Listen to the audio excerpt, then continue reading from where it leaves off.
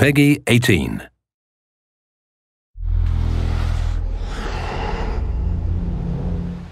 Hi, my name is Ashraf Ismail, Game Director of Assassin's Creed 4 Black Flag, and I'm very proud to be showing off the Caribbean open world.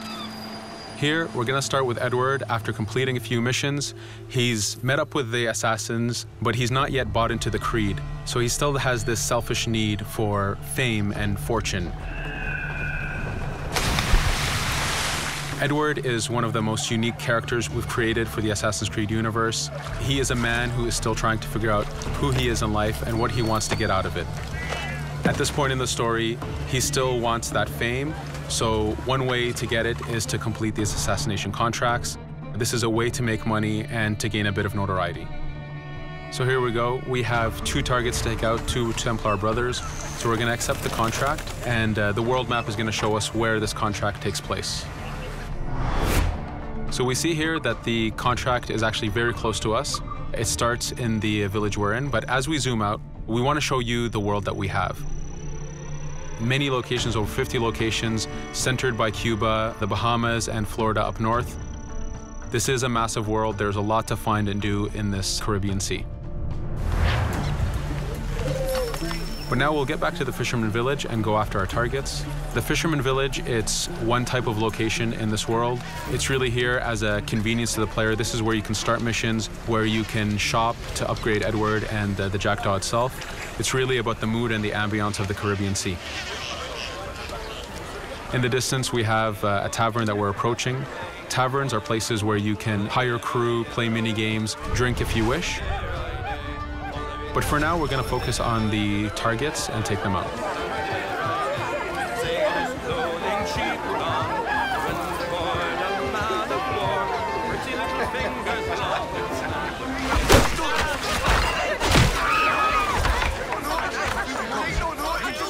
Now that we've taken out one brother, the other one's going to bolt. Just like classic ACs, we can chase him down and take him out that way, but there's many ways to complete this contract. We can use the new free aim system to shoot him this way, to eliminate him that way. We can jump onto the ship and take him out with his crew, but instead we're going to let him escape into the sea and follow him with the Jackdaw. This is your ship. This is the second main character of the game. You're going to have to customize and upgrade the ship as you go on this journey with Edward.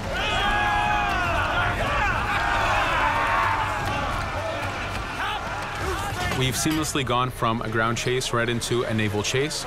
We could destroy the ship and complete the contract that way, but instead, using the spyglass, we can see that he's carrying a lot of rum.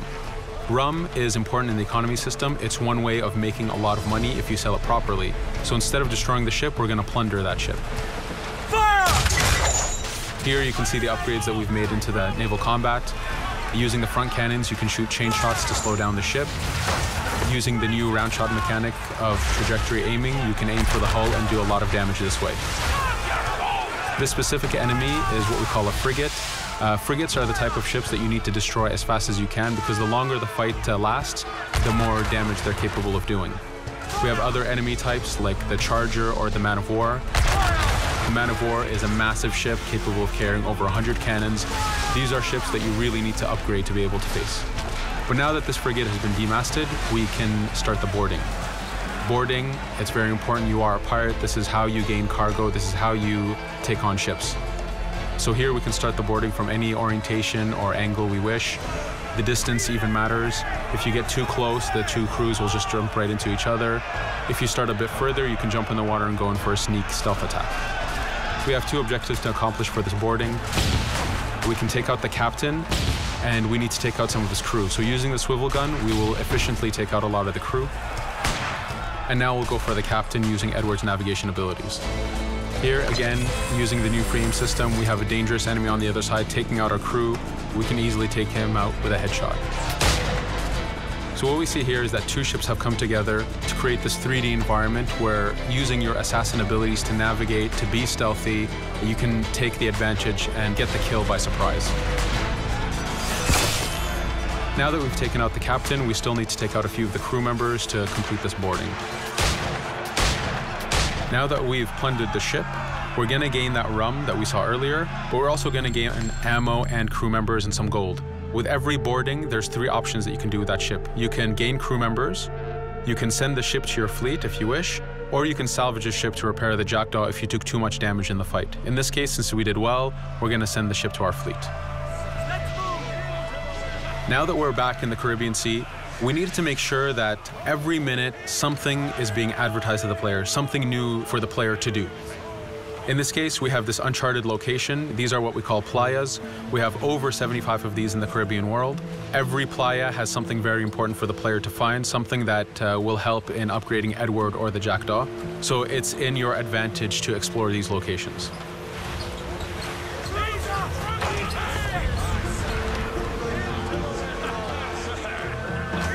Again, for us, seamlessness is very important. We needed to be able to explore this Caribbean world without having too much interruption in the action. So being able to just let go of the wheel anywhere we want, jump into the water, and swim over to that location. This is very important for the mood and the immersiveness of this Caribbean open world. Here, as we get on the playa, in the distance we can see that there's a faction battle, but closer to us we can see that there's this poor drunken sailor who's passed away. But being a pirate, of course, we're going to loot his body and see what he has for us.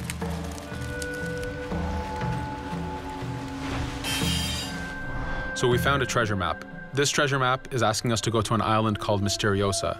Every time you find one of these, you know that you're going to find a treasure that is linked to the progression of the Jackdaw or Edward, so they are very valuable. Here we're going to take a look at that faction battle. We have a British ship facing off against a Spanish ship. We could jump in and take advantage of this opportunity, allowing each ship to weaken the other and for us to plunder both. But now we're going to make our way back to the Jackdaw. Again, this is the second main character of the game. There's a lot of customization and a lot of upgrading to do on the Jackdaw.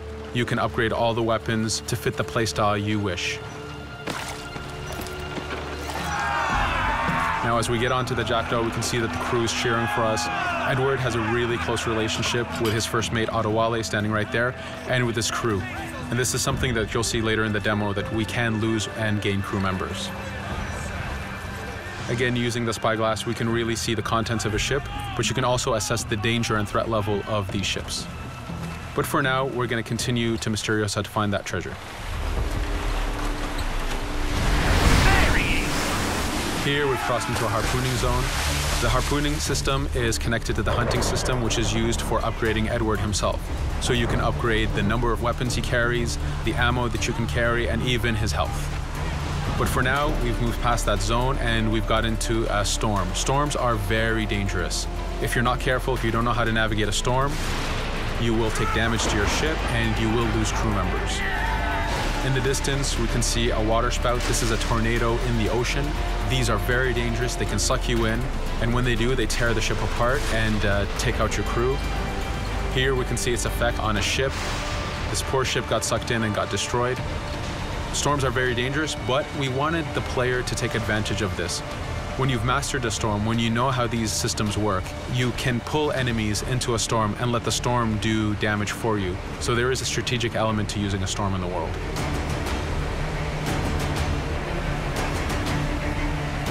Here we can see that the storm is dying down a bit, but there's still this torrential downpour. It was very important for us to get the real mood of and atmosphere of the Caribbean in the weather cycles and in the daytime cycles.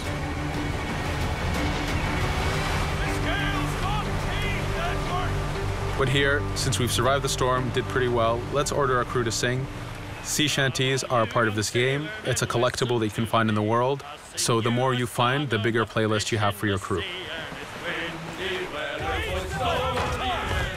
But for now, we've made it to Misteriosa. So again, we're going to seamlessly get off our ship and explore this location. Misteriosa is a Mayan ruin.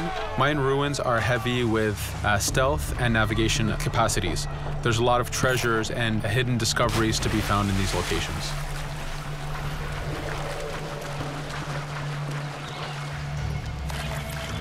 If we recall the treasure map, the treasure is hidden behind a temple. So just by quickly looking around, we can see that temple looks about right. So that's our objective. We'll head there. As we go this way, we can see there's a lot of guards on the beach. We could go in and fight them if we wish to, but to show off that this is a mini open world, we're going to try to find a different route to get to our objective. Here, we've seen a guard. We don't want to alert him, and we don't want to alert the guards on the beach, so we're going to use our stealth ability to take him out silently. No te muevas.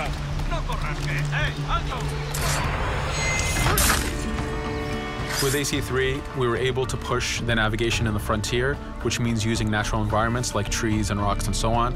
Mayan ruins are the perfect place where we mix man-made structures and these natural environments. So you really get to feel how far the navigation abilities of the assassin have come since the original game. In the distance there, we can see another part of the island being blocked off by a patrol of guards. We're going to avoid it for now and go for that treasure.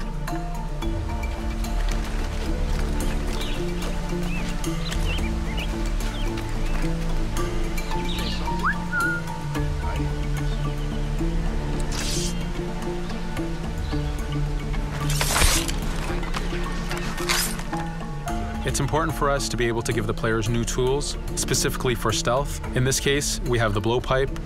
Using the Berserk Darts, you make your enemies go crazy. Effectively, this means that they'll attack anything and everything in sight, including their own friends, animals, or Edward if he was in the way. So you do have to be careful with how you use it.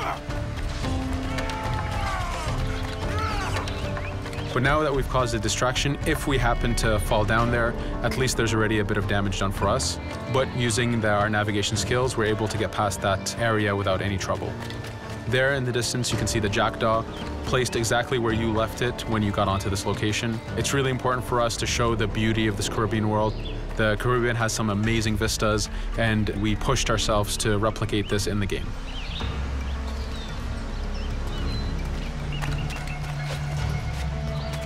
As we continue forward, we can see in the distance there's a couple prisoners that are taken hostage.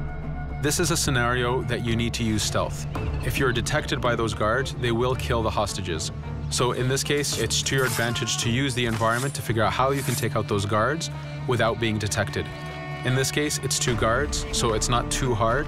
There are other scenarios where you have more guards and you have to figure out how you can take all of them out at the same time. Now that we've freed these prisoners, they are more than happy to join our crew. This is just one way of gaining crew members. As mentioned earlier, there's the taverns. There's actually many different setups of gaining crew.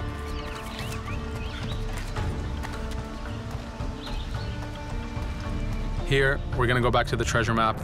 We can see that the treasure is actually behind the temple near a fountain. So if we just look around, we can see that it's around here.